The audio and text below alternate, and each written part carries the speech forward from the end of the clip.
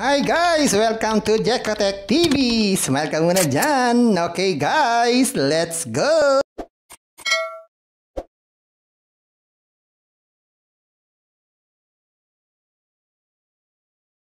Hello guys! Welcome back again to my channel!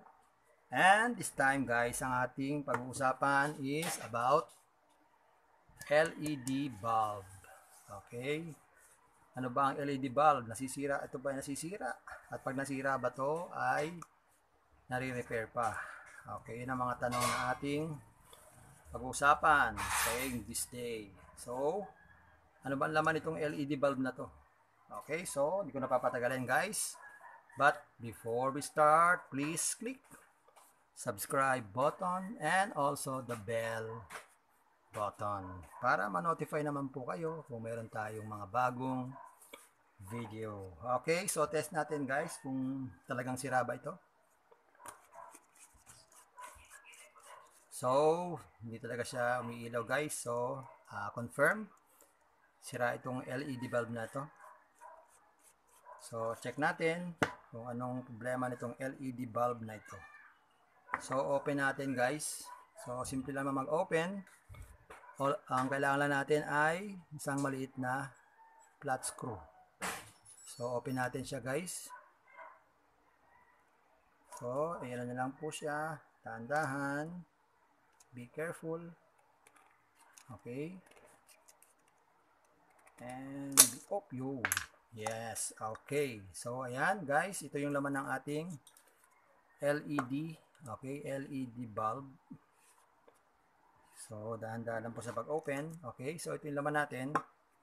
So guys, makikita nyo, meron siyang mga maliliit dito na para siyang mga color white, white yellowish. So, 1, 2, 3, 4, 5, 6, 7, 8. Okay. So guys, tingnan natin bakit ba to hindi umiilaw.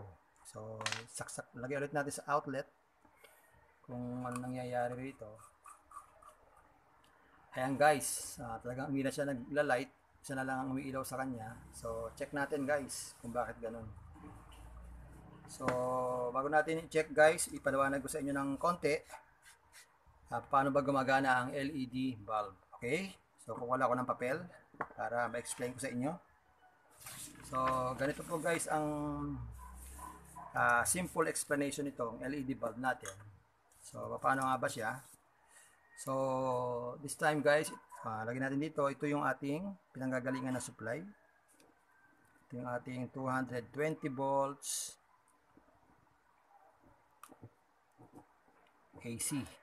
Yan yung ating ginagamit na voltahe sa ating bahay. Okay? So guys, itong maliliit na to, ang kailangan niya ay DC voltage. Okay? So, anong gagawin? So, kailangan, lagyan natin siya ng, so, dito nilalagay yan. So, ito yung pinakaganyan niya, yung kanyang triangle. Okay.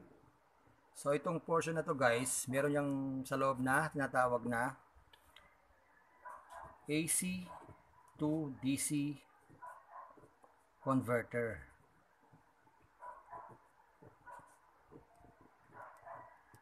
Yan. So, bakit? So, kailangan po itong 220 volt AC natin ay maging DC. Okay, so pag dumana dito yung current, yung voltahe natin, magiging na po siyang DC. Okay, so ito na yung ating 220 volts DC. Okay, so ito na po yun. Itong dalawang pin na to. Okay, so lalagyan po siya ng, ng LED light. So in this case, meron po tayong 8. 1, 2, 3, 4, 5, 6, 7, 8. So ganito lang po yan. Hindi po lahat ng LED bulb ay 8. Depende po sa wattage. Okay? Ito po ay, ilang watts ba ito? Ito ay, maliit na watts po lang po ito. No? 9 watts. Okay? So, paano po ba yan? Ganito lang po yan. Okay? So, meron siyang, ayan, 8, 1, 2,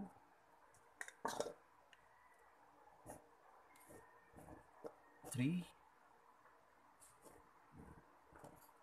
4, okay, 5, 6, 7, 8. Okay? Yan po kasi yung ating sa electronics po, ito po ang ating symbol, no? Symbol ng LED light. Okay? Yan po ang ating symbol ng LED light. Okay, yan po yung 8. 1, 2, 3, 4, 5, 6, 7, 8. Ito po yung 8. Okay? So, ang tawag po dyan sa circuit na to, ito po yung tinatawag na series. Okay? Series ang circuit po natin. Okay? Series circuit po, isabihin, pinagdugtong-dugtong po ito. Itong mga LED light na to, pinagdugtong-dugtong. Okay? So, pag isa po dyan ang sira, so hindi na po tatawid ang voltahe dito sa kabilang portion. Okay? Kung alin ang sira dyan, mapuputol po yung current natin. Okay? So, this time, tingnan natin. Bakit ba ito hindi umiilaw? So, isa-isahin natin guys sa pamamagitan ng tester. Ito guys, using our tester, lagyan natin sa times 10K. Okay. So, check natin bawat isa. Pag umilaw guys, buo yun. Pag hindi umilaw, sira. Okay. So, umilaw to. Buo siya. Okay. Good din siya. Okay. Good. Good. Good. Good. And good din. Ito, sira. So, isa lang po ang sirang bulb. Okay? So, it means guys, yung isa dito, okay, ay sira. So, ito, damage to. So, ano mangyayari? So, pagaling dito sa supply natin, hindi na makakatawid yung ating supply. So, anong gagawin natin? Gagawin natin guys, lalagyan natin siya ng jumper. Okay? Jumper wire. Para tumawid yung voltage dito sa kabila na LED. Okay, jajumper natin. Gagamit tayo ng wire. Okay, kukuha tayo ng wire. Wait lang, guys. So, ito guys, kukuha lang tayo ng isang piraso na wire dito. Huwag masyadong malaki guys, yung malit lang. Para may protection pa rin tayo.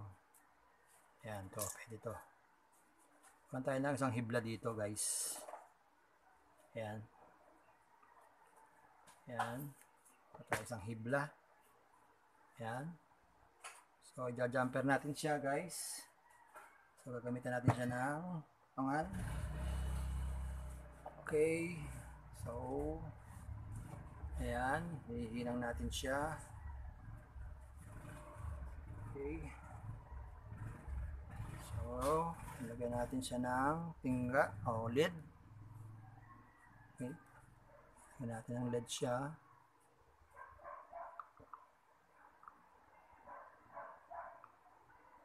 This time. Tapos, lagay natin yung ating wire na jumper natin. Okay.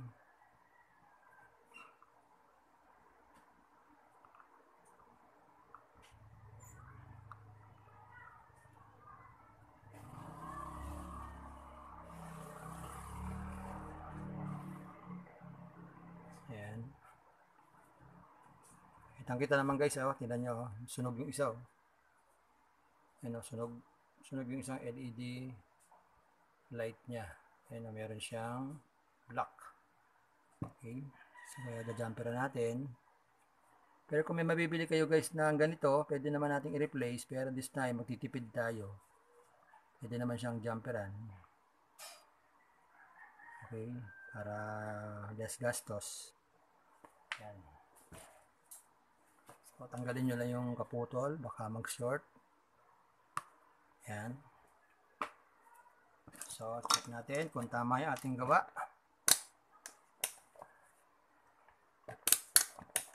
Okay. Check natin. Okay. So, okay naman sa tester. So, check natin guys kung iilaw siya. Umuubra ba itong ating ginawa? Okay. So, tingin lang kayo guys kung iilaw. Check natin. Ayan guys, umilaw siya, oh. Di ba? So, ibig sabihin guys, okay, ibig sabihin, yung isa, kita nyo, hindi umiilaw. Masyadong maliwanag kasi. So, hindi nyo siya makikita. Pero, umiilaw na siya. Okay? So, ibig sabihin guys, ito lang po ang may diferensya. Itong isa dito. Okay? Kaya siya nagkaroon ng pundido. Kaya na pundido. So, ito yung guys, yung sinasabi ko sa inyo sa circuit. Kung sa circuit natin pagbabatayan, itong isang LED light ay damaged na. Okay? Sira na siya. So, kailangan natin jumperan para makatawid ang voltage dito sa kabilang LED light. So, yun ang ginawa natin dito, guys. Okay? So, guys, okay na tong ating LED bulb. So, pag mayroon kayong mga ganito, huwag nyo kayo basta-basta itatapon. So, i-repair muna natin. Sayang naman. Medyo mahal din. Kagaya nito, branded to. 350 to. So, nakatipid tayo ng 350. Okay? So, okay na to guys. So, check natin ulit. Okay? So, ayan guys. May ilaw na siya. Pwede nating lagay na tong takip niya. Okay? Ayan. So, buo na ang ating LED bulb. Okay guys? So, buo na siya. Meron na tayong na-repair. Okay guys, kung nagustuhan nyo po itong ating video, please click subscribe button and also the bell button para ma-notify naman po kayo kung meron akong mga bagong videos. And also guys, baka naman meron tayong mga kaibigan na nangangailangan ng ganitong tutorial. Please share and like. And thank you guys for watching and keep safe and may God bless us all. Okay, bye. See you on my next video.